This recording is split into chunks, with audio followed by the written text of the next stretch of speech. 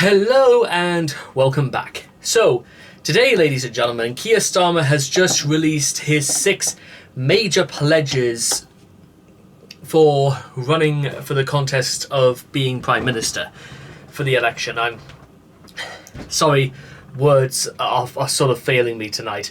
So, we're going to actually take a look at all of them right now. So, watch us wreck the mic, watch us wreck the mic, watch us wreck the mic, psych. So, Keir Starmer's trying a bit of the old Tony Blair magic, but is that the Labour leader's new clutch of Blair-style voter promises up to scratch? Blair famously unveiled a pledge card of key promises in the lead-up to his landslide victory in 1997. It was an attempt to crystallise the doorstep offer to the public ahead of the vote, and put Blair front and centre of Labour's centrist revamp as a potential Prime Minister. Starmer apped Blair Thursday by unveiling a credit card-size handout complete with a moody black and white shot of the current leader featuring 6 core policies.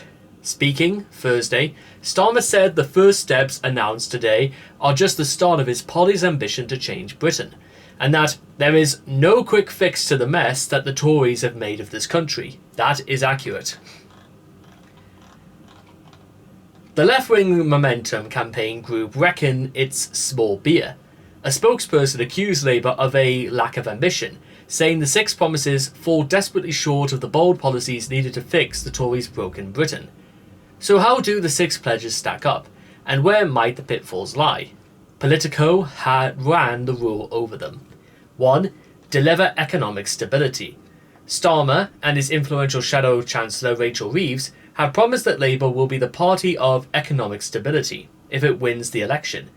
The key to this framing is a raft of measures which they claim will avoid the economic chaos that greeted Liz Truss's 2022 mini-budget in her brief stint as Tory Prime Minister.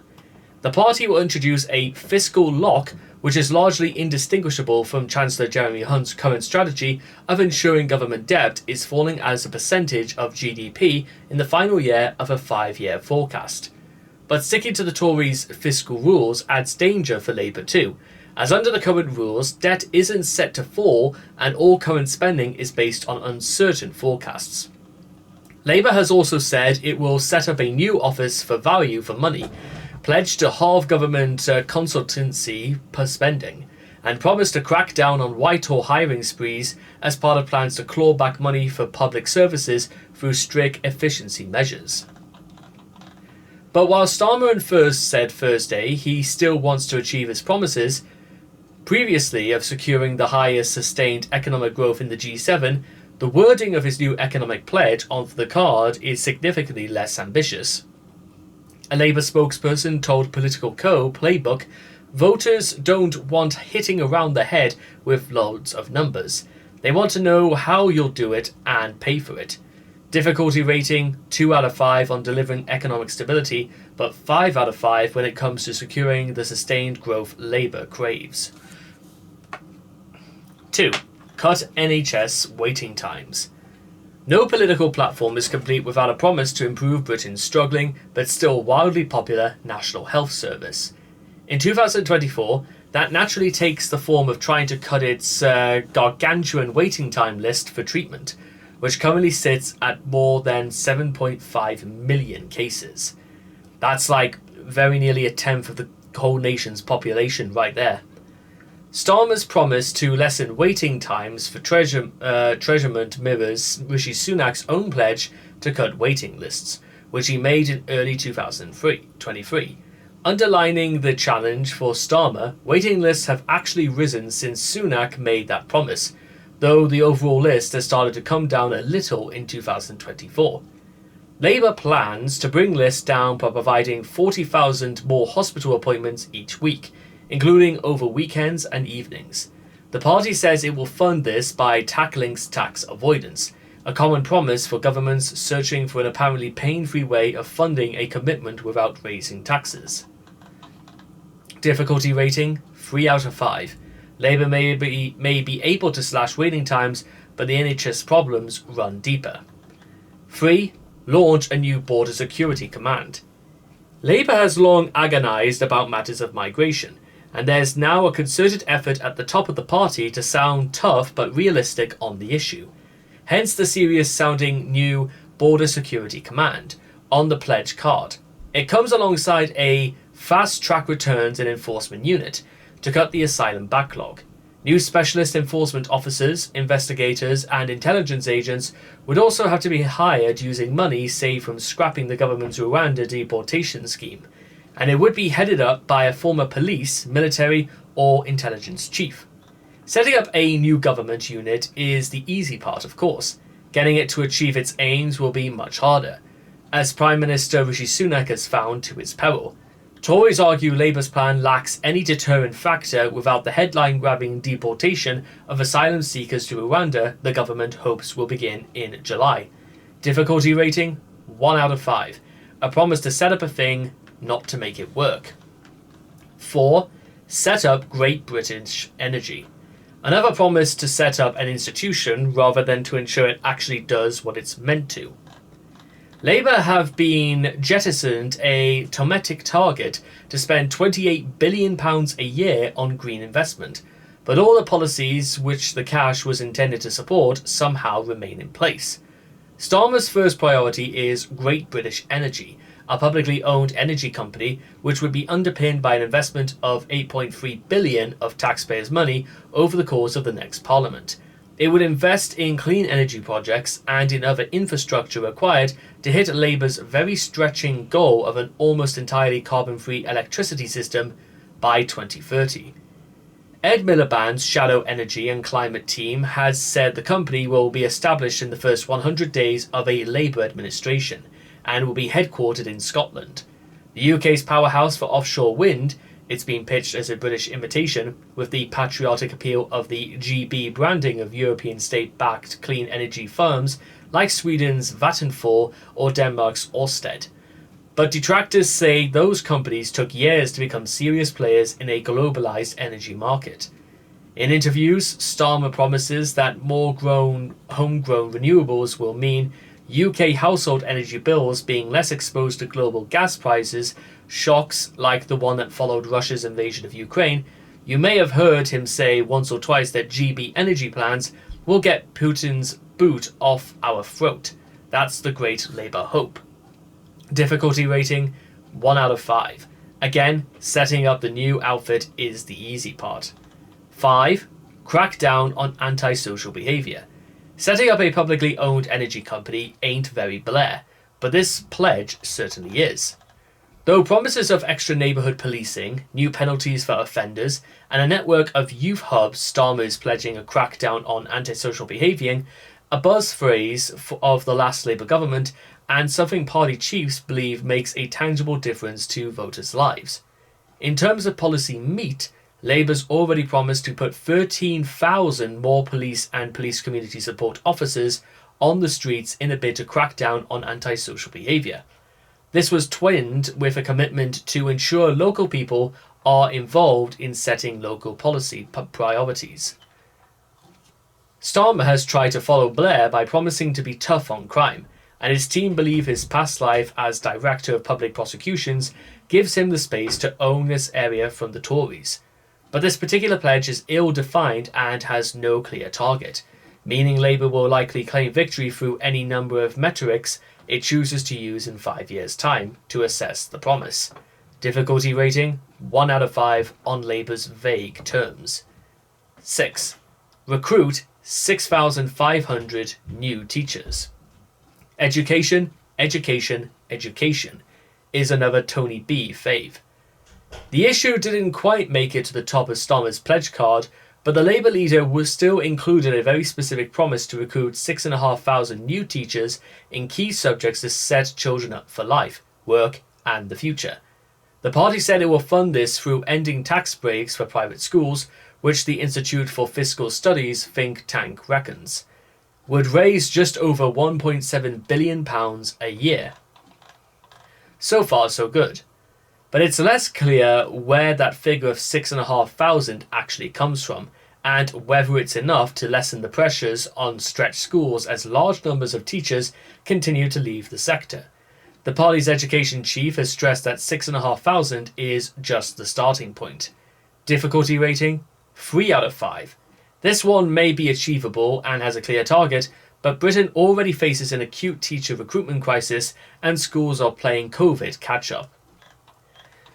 So, on the whole, what exactly, if there was anything I wanted to add to this, or is there anything I can add to this, I suppose maybe now's the time to make mention of it.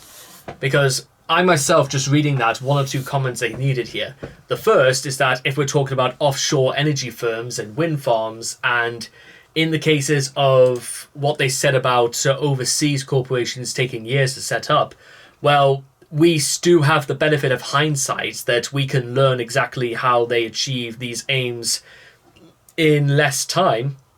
I mean, remember, if they're willing to do this by 2030, then the clock's ticking, so they're going to have to be very, very proactive and very, very alert and acute to begin the process. So it's easy to say things like that, but it's also it probably doesn't need to be anywhere near difficult to actually get started as well. Then we come to delivering economic stability. Now, anyone who needs a refresher course on why the economy was brought to its knees because of Liz Truss, it's because Liz Truss tried to intervene with the actual unwritten constitution, thinking that she was shooting above her station, believing that with her mini budget nearly caused bonds to become worthless, for the pound's value to plummet for the first time in over 30 years. And the Bank of England had to get involved and basically reduced Liz Truss's efforts to zero and had forced her immediately to step away. Now, here's the thing. But the only thing I do want to say about that is that obviously you would have to learn there is such a thing as you're not really trying to change the system. You're only really just trying to maintain the status quo. And one thing I'll just say right now about maybe the economy, just to summarize this whole part up, is that, again, forecasts are good because they give you things to aim for. But the problem is that I see the idea of a forecast as the expectation is set far too low. To be honest, if somebody was to say to me that I had to make £300 completely off my own back in 6 months, I'm not going to look at it as £300. I'm going to instead look to make £3,000. You've got to be bolder and a bit more ambitious, and you've got to work harder to actually make more than what you're expected to do. I wonder if that's the sort of thing that maybe perhaps Labour needs to pick up on, is that we need to get out of the habit in thinking that the glass ceiling is completely impenetrable, that the standards have got to be elevated, and therefore the standard of living to avoid child poverty and so many people living beneath the breadline, they've got to be pulled out of it, and we've got to make sure nobody ever goes back to that way of life. Then other things besides, we are also talking about the NHS, which, again, let's consider the prospects that we've just been through a pandemic. People who've suffered from the prospects of long COVID, the waiting times for that were going to be enormous anyway. But also, if ever there was you may remember all the way through the referendum campaign to leave the European Union, there was nothing but talk about how much would be spent on the NHS. And what we've got to do now is start putting back into it, and putting more into it than perhaps anyone else has cared to understate, because the Tories won't be able to then use the excuse of how much they spent on the NHS, well, when you can obviously hold up to the light everything they've done and everything they've lied about. Then, of course, there's a new Border Security Command, which I'm not entirely sure how exactly they're expecting that to work. It's just a little bit vague in every sense, I suppose. And the only other thing I felt like worth mentioning as of right now is cracking down on antisocial behaviour.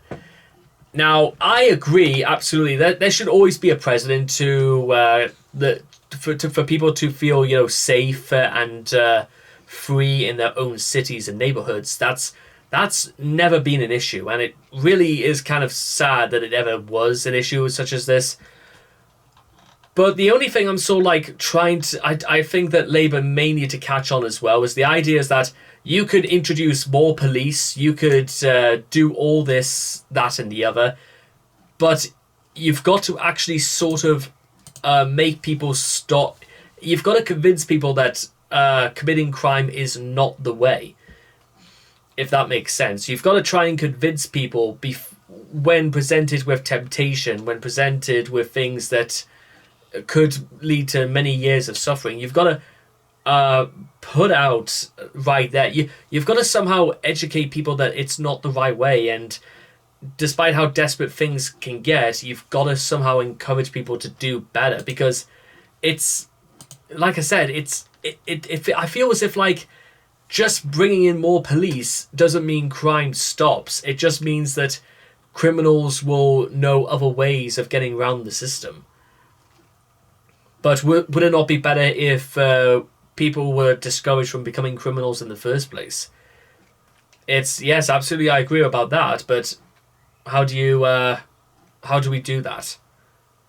Well, the only thing I could say just to end all this off is that they're not bad in theory, and there's certainly got to be said about a lot of bold ideas running through Labour's imaginations, but you've got to implement them, and you've got to be more bold about the things you say, and you've got to be more elaborative, because without it, you run the risk of just straight up saying what you've been saying for years just to oppose the Tories, when actually you've got to stand by what you say, and it's not just going to be something to bait voters into taking your side. You've got to actually get them to believe in what you're doing and how you are going to go about doing that. That's what Labour has to prove right now, and the only way to do that is to do the exact sort of thing that Boris Johnson did the exact opposite of. Because remember, ladies and gentlemen, Boris Johnson was the Prime Minister who famously underestimated his quarry and severely overestimated his authority. Meanwhile, Boris Johnson, even at his tender age, when he was still Prime Minister, still, and continues to this day and all the way through his life, failed to understand two basic truths about life: accountability and responsibility. Those would be my two pledges right there if I was Keir Starmer right now. Yes, they may seem incredibly overtly simplistic. You could literally summarize them in 2 words, but think about the weight that they cover. Think about what it actually means. Think about exactly what it can do. So that's, as they say, is that. So thank you guys so much for listening, and I cannot wait to see all of you guys again in the next video. Take care, and bye-bye for now.